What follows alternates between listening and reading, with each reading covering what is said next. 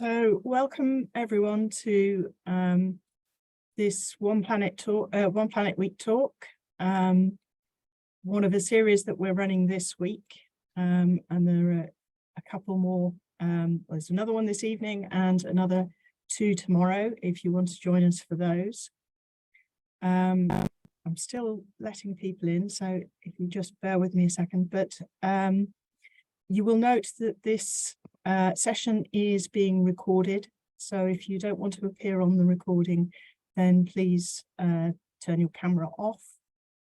If you have any questions that you want to ask as Andy is talking, then you can type them into the Q&A box at the bottom, and we'll be going through those at the end. Or alternatively, if you want to ask them in person, then if you want to raise your hand at the end of the talk, and I can unmute you and you can ask your question live. Right, so I think we've got a good range of people here, and we're certainly on our time for starting. So if I can introduce you to our speaker today, who's Andy Millard from the Yorkshire Naturalists Union. He chairs their executive committee, and he is their recorder for aculeate hymenoptera, which he did tell me were he will mention as part of the talk. He's also involved in the Leeds Naturalists Club and tutors for the Open University in environmental science.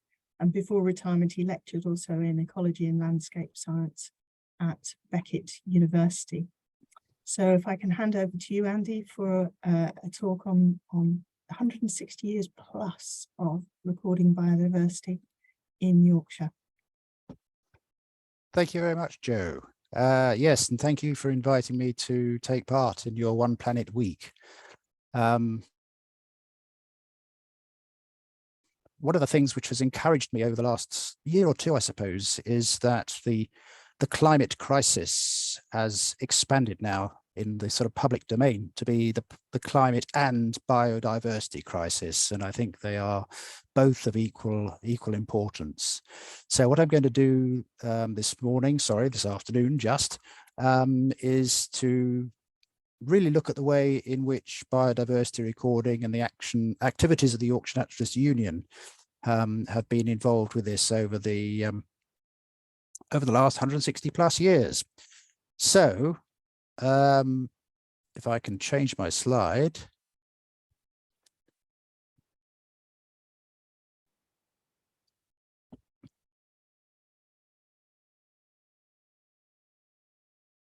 It worked a while ago, but it doesn't seem to be changing. Sorry, Jo.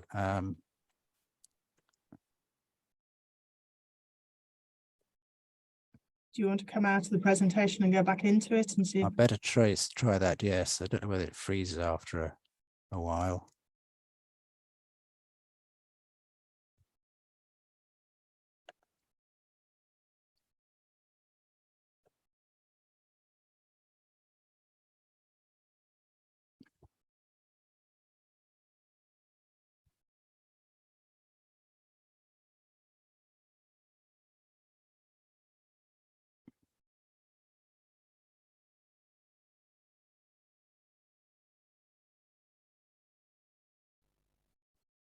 Right, I think we're back on the road.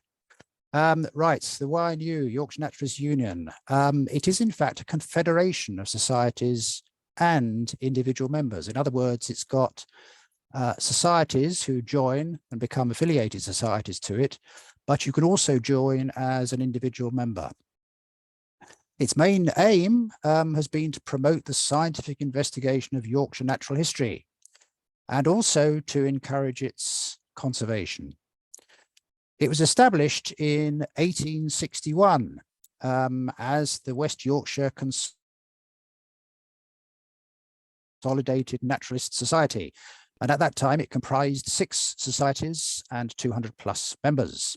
And it actually arose in the Huddersfield area. The photograph of a sort of Victorian natural historian there, and you'll notice that natural historians in those days used to go out and study natural history with their gun. is the picture that is from courtesy of the Tolson Museum in Huddersfield, I suppose reflecting the history of it. It was reorganized in 1877 when it became the Yorkshire Naturalists Union. And it does have an interesting connection because in 1880, it presented a memorial to Charles Darwin at Down House.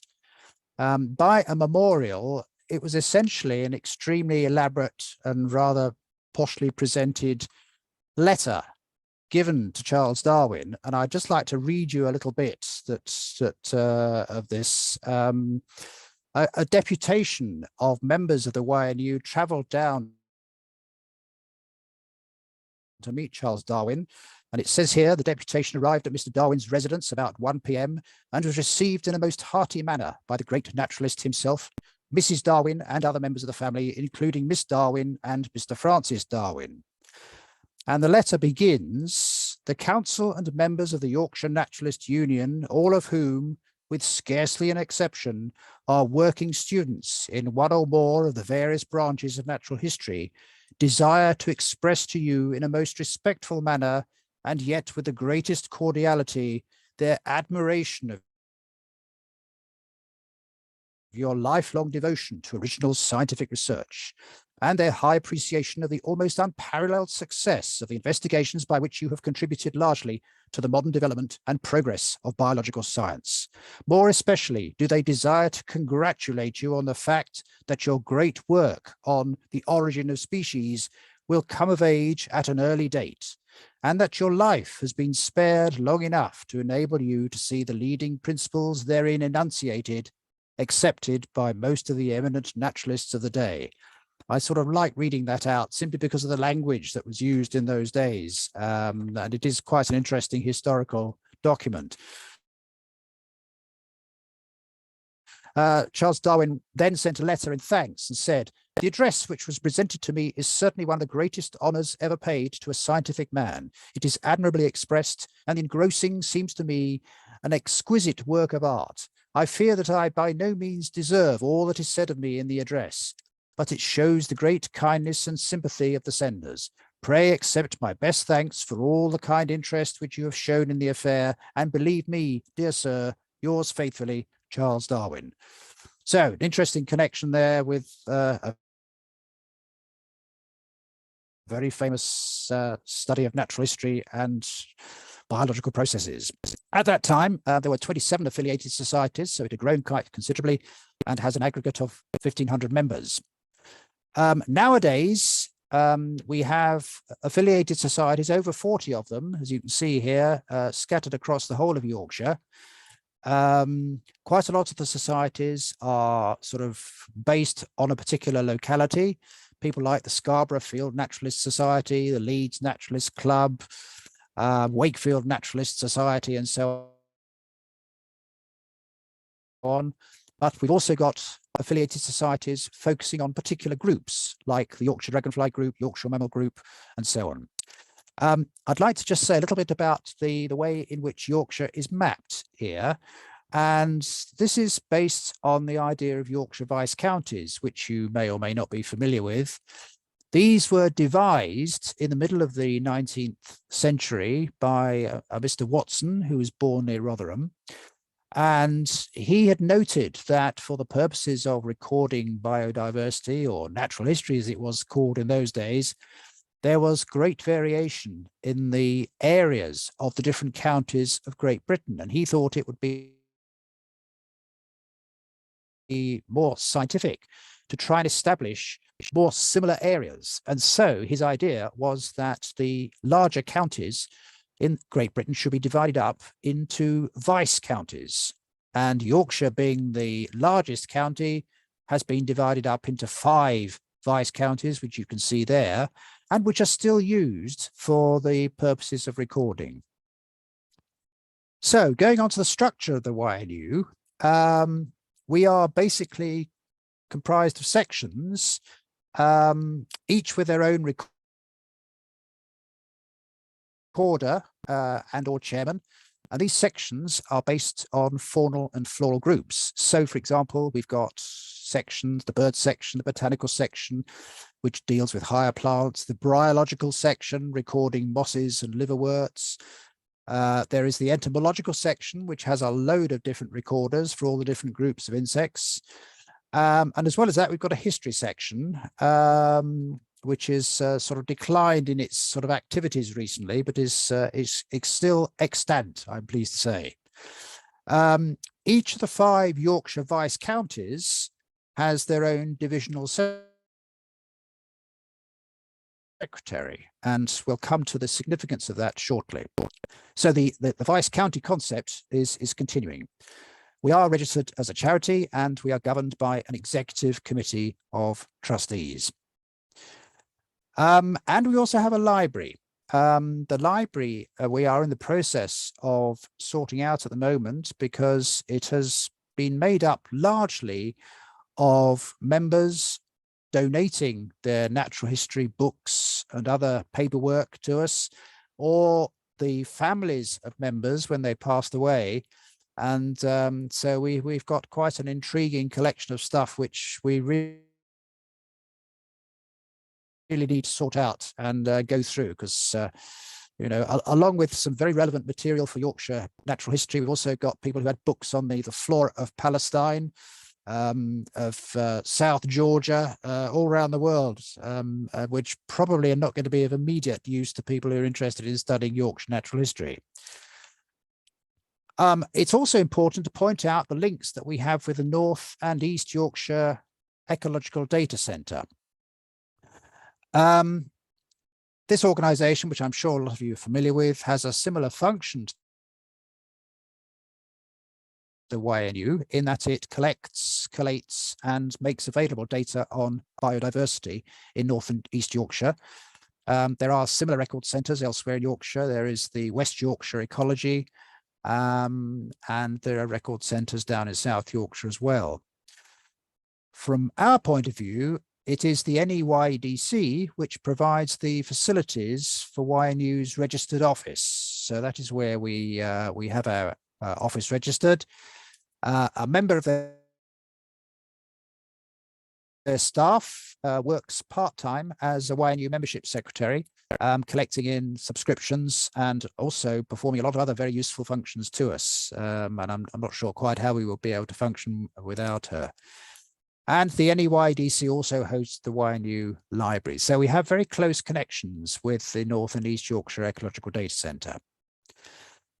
The kind of activities, well, the sort of regular things which have been going on for many, many years are the vice county excursions. So each year, a field excursion takes place to each of the 5 vice counties, and these generally take place during the summer months from May through to August inclusive. And we organise them on a rolling programme so that over a 5-year period, each vice county has an excursion in all months of the field season. So, for example, if VC 61 was the first excursion of the year in one year, in the next year, it would be the second on the list, in the next year, the third, and so on. So they work their way through, giving them an opportunity to look at the biodiversity in throughout the summer season over a 5-year period. Each excursion covers a range of biodiversity, really depending on who turns up. But you know, we've had a large numbers of people turning up to recent excursions. There was a particularly good turnout of, I think, about sort of 30 or 40 people turned up to a recent one. We went to Strensall Common last year. And I suppose the thing to emphasize is that these vice county excursions are a very good opportunity for a newcomer to the study of natural history to go out with an expert in a particular group, in a particular taxon, and learn sort of in the field, which is obviously the best place to be able to do so. The individual sections of the YNU will also organize their own excursions. So sections like botanical, biological, entomological sections, these ones are fairly regular at organising section meetings, field meetings, that is, during the season. very often to examine a particular habitat. They might be looking for a particular species, which has been recorded in the past, and we're not sure whether it's still there or not. This year, the botanical section have one of their excursions going out looking for the burnt orchid. Up until 2019 inclusive, the YNU has had a fairly regular program of conferences, not every year, but we'd certainly try and do them every other year. The list there gives you a flavor of the kinds of things we've done over the past decade. You'll see there's a sort of range of things. I mean, brownfield sites, very, very interesting. Sort of, you know, all the talk is of using brownfield sites for development, and one can see very strongly the argument for that. But also brownfield sites can be extremely valuable from the biodiversity point of view. Museums and natural history. I mean, we're very concerned with the way in which the funding available for museums has obviously been cut quite a lot recently. And they very often house important collections which can help people wishing to study biodiversity to go and look at specimens and so on. So you'll see there's a range of things there. The last one we had before COVID intervened was in 2019, which was called Nature Hack, and that was a joint conference with the North and East Yorkshire Ecological Data Centre, looking at the new tools and technology for recording and conservation. So we were treated to all sorts of interesting things about using drones for sort of remoter sensing. There's a lot of work going on using sound recordings to identify species and so on. So these conferences, which we're in the process of hoping to get one established this year for the first time since COVID, and in this one, we'll be looking at the way in which the professional ecologist and the amateur enthusiast can work together to help with the recording of biodiversity. One of the positive sides of COVID was that we discovered the need to have online meetings. And so we've now established a program of online themed meetings where speakers speak for maybe 3/4 of an hour or so. And these have been much welcomed by the membership.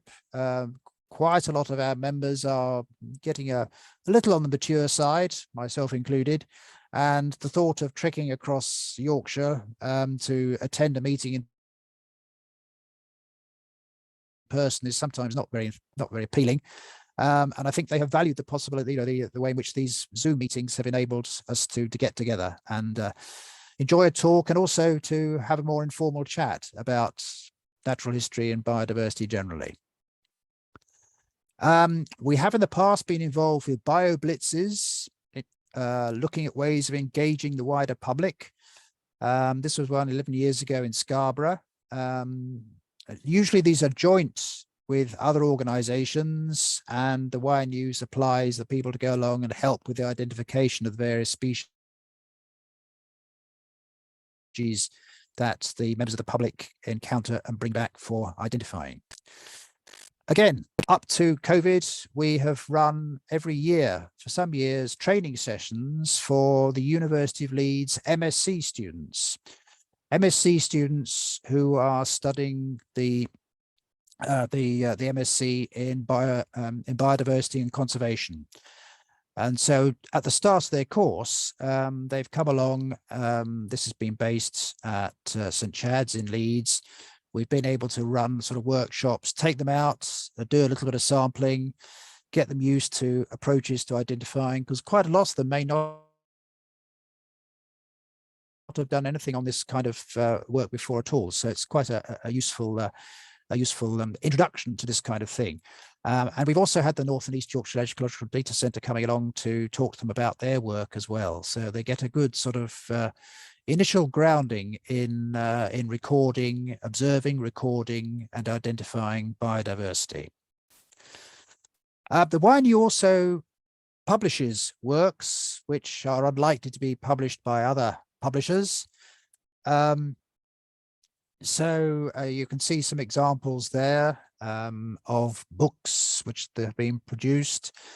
Obviously, it's been quite I suppose up until a few years ago, quite a lot of enthusiasm for publishing atlases. The development of online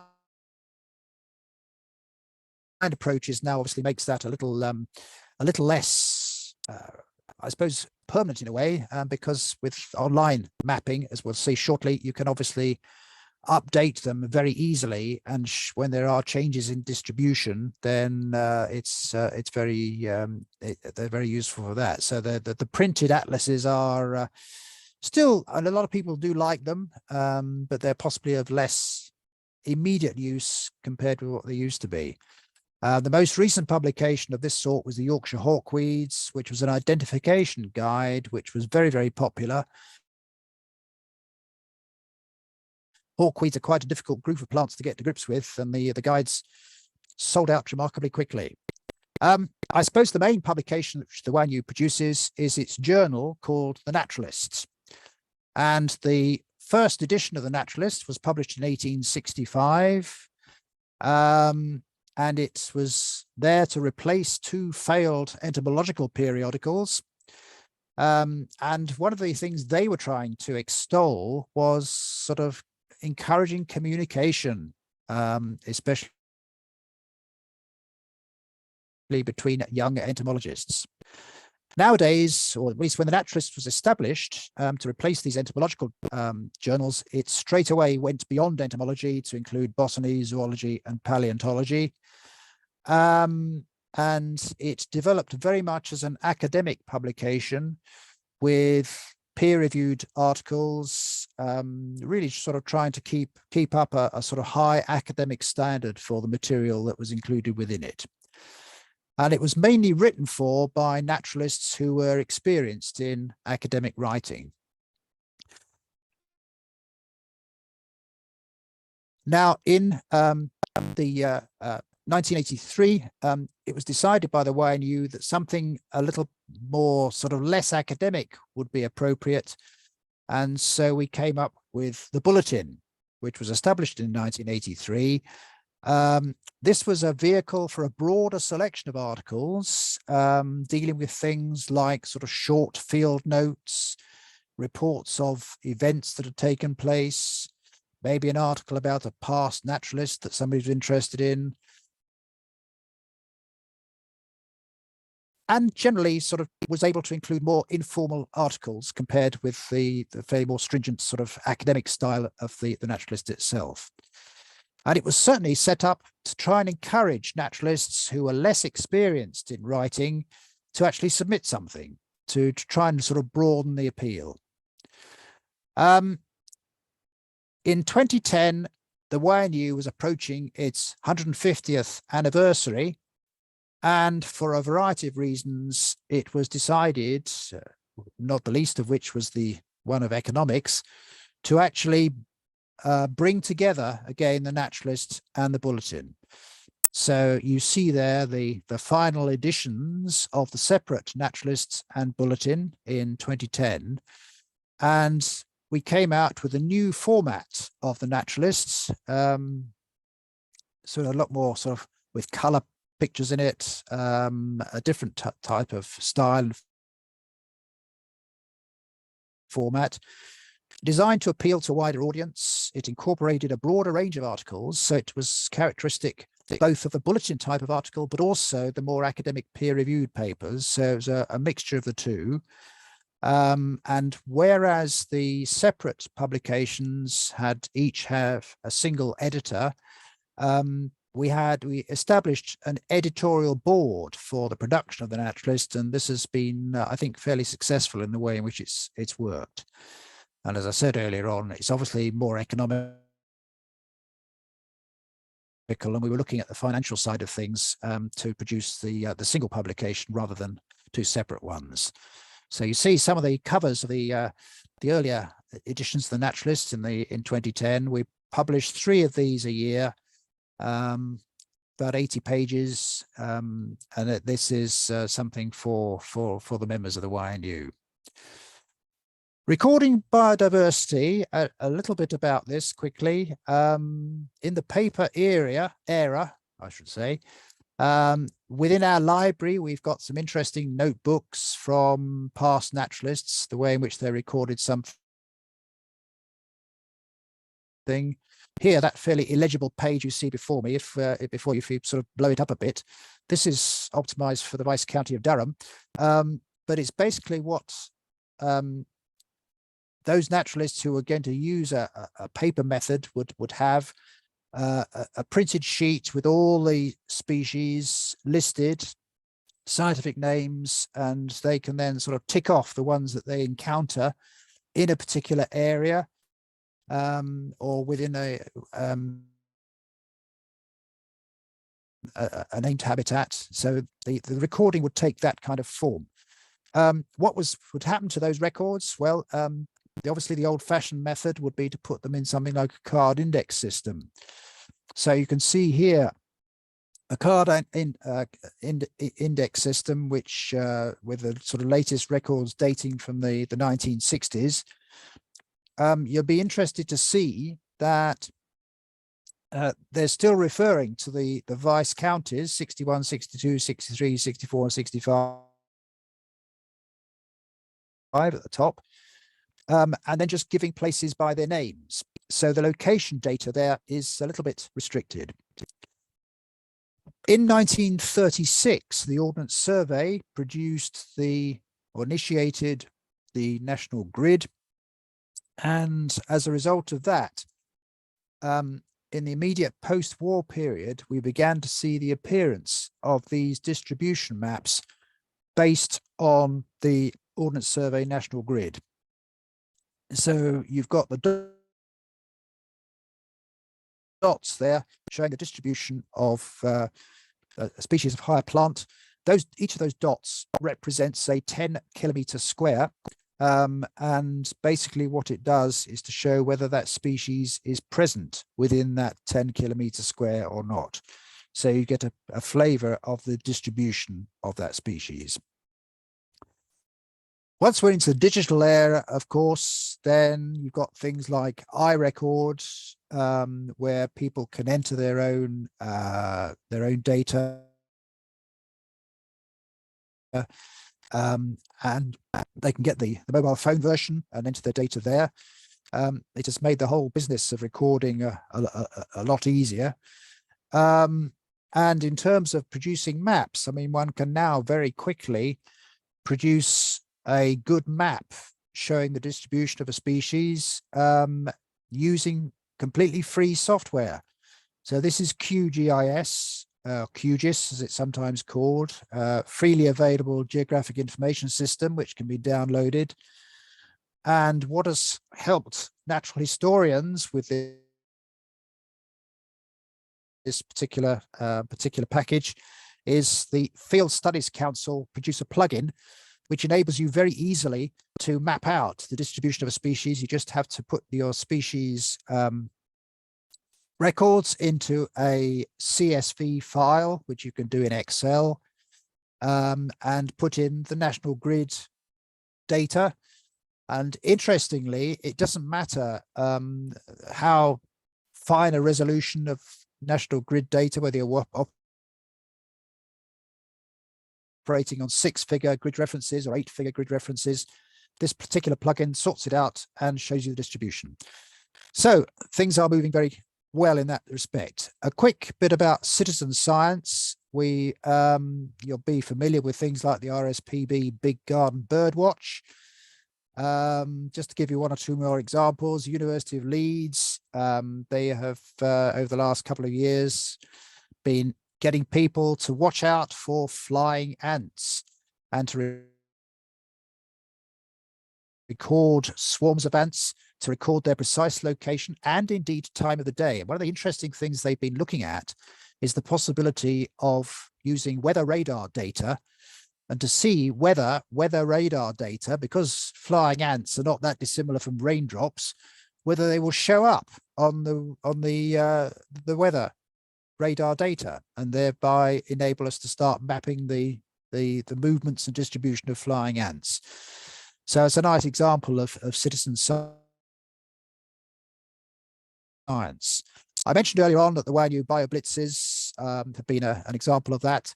And bearing in mind we're at York University, I can't pass on without mentioning Sarah West, who is Centre Director for the Stockholm Environment Institute.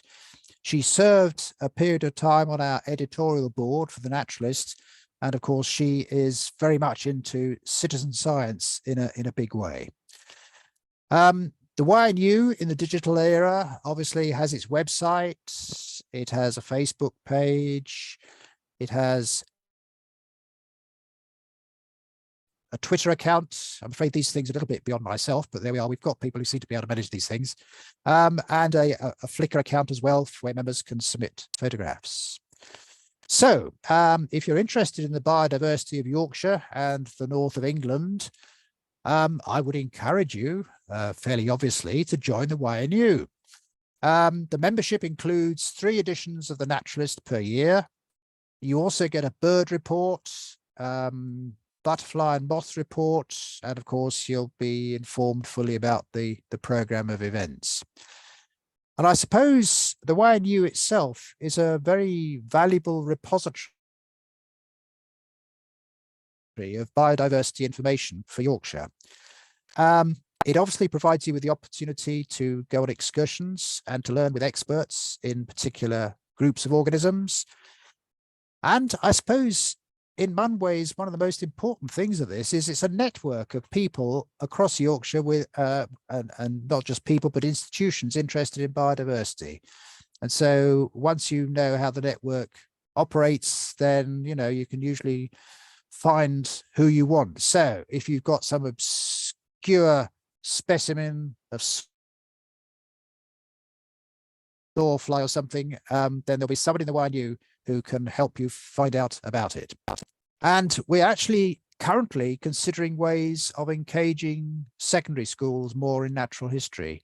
You may be aware that in 2025, there is a GCSE proposed in natural history. And bearing in mind all the pressures that schools are currently under, we feel they probably would value some assistance in that. So we're sort of at a very early stage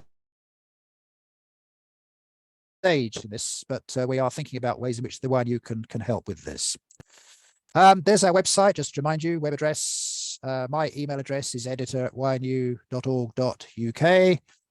So thanks very much for coming along and hearing about the YNU.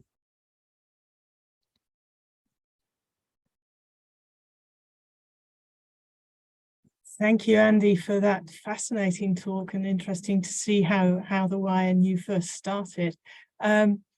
If people have any questions they'd like to ask, if you'd either like to raise your hand and I'll unmute you, you can ask your question yourself, or if you want to type something into the Q&A box, which is at the bottom there, people can see your question, they can upvote it if they like it, or they can ask their own. While people are typing and thinking, I just wanted to ask Andy if you'd how much change, you said you sort of cycle through the visits across the year, so that you visit each area in at a different time of year. How much have you seen the seasons changed as that has been going on? Because obviously now we seem to be having earlier springs and we're having later autumns. Are you able to pick that up in your visits around the different vice counties? I suppose to an extent, yes. I mean, I'm not sure.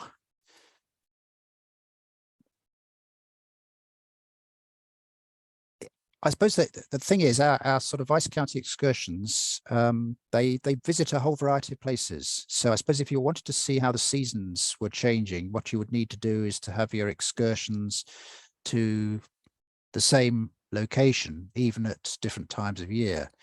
And it's quite interesting because when people start briefing us about the particular location for a vice county excursion, they will look into the history of the YNU, and sometimes you see, oh, the last time we had a YNU excursion to this particular location was in 1911 or something. So there can be quite sort of long periods of time between visits to particular locations. But I guess if you were to talk to the individual recorders for particular taxa, then I'm sure, you know, they would be able to sort of tell you examples of the way in which things have been changing with the seasons, and the way in which the climate does appear to be affecting biodiversity. So have there been new species that have appeared in Yorkshire over recent years that you know of? Yes, I mean, I'm sort of still at a fairly embryonic stage in my knowledge of the aculeates, that is bees, wasps and ants, and there are certainly species that that are tending to be moving north just in the last few years. So we've got a leaf cutter bee, which has been sort of creeping up the east coast. And whereas it was, if you look at some of the maps of its distribution only a few years ago, it was very much sort of around the sort of southern part of East Anglia and along the south coast, and sort of not much further than South Wales. That's now sort of been seen over the last few years along the east coast around Spurn and that sort of area. Last year there was a record of a particular species of bee which turned up at Potterick Car Reserve, which again was quite a jump from the previous records. It was the first time it had appeared in Yorkshire. Prior to that, it was more or less sort of level with the sort of southern coast of the Wash. So things are happening, and that's one of the most fascinating things about it, I suppose. And yeah, talking of distribution, there's a question raised, which was that in that national grid map that you were showing earlier, that there appeared to be a distinctly more areas, squares marked off in the south than in Scotland. Is it due to less biodiversity in the north, or are there more people making the observations in the south? You've homed in on a very important point, that when one's looking at these distributions of species, you obviously have to take account of how much looking there is going on. And it may simply be, and I suppose this is particularly the case for the sort of less studied groups, with things like birds and plants. You know, I think, you know, we can be fairly certain we've got reasonable coverage when it comes to recording biodiversity. But some of the other groups, you know, it may simply be that there just hasn't been anybody who's gone and had a look in a particular square for a particular species. So, I mean, really what one needs to do with these distribution maps is to show not only the distribution of the species, but also the distribution of the recording, if you like, that's gone on, so that you know that, oh, there's an area here where we've got very little recording has gone on. And so, I mean, that would be a reason for organising an excursion to that area to try and start filling in the gaps. All the more reason for more amateur naturalists to get involved, really, then, isn't it? Absolutely, yes, indeed, yes. The more the merrier. I mean, you know, I think, you know, we can be pretty sort of proud in some respects. I remember going to a conference in Germany about 25 years ago, and the organizer of the conference, one of the things, it was about urban ecology particularly, although people there were interested in all aspects of ecology and biodiversity. But one of the things he said to me was how impressed he was with the sort of the voluntary organizations, the amateur organizations in the UK, which they didn't have much in the way of an equivalent in Germany. And I suppose when you look back at the history of some organizations like the YNU, you can appreciate sort of how much they have contributed to our knowledge of biodiversity in this country. Indeed. Thank you very much. So if anyone, I don't think we've got any more questions coming in, but so I think just falls to me to thank Andy very much for an interesting talk on the YNU and for coming along to One Planet Week to present it. The talk has been recorded and will be available on our YouTube channel next week. Just a reminder that there are a couple more talks going on for the rest of the week, one this evening and 2 more tomorrow if you'd like to get involved in those. But other than that, thank you very much, Andy, for your time, and thank you to everyone for coming.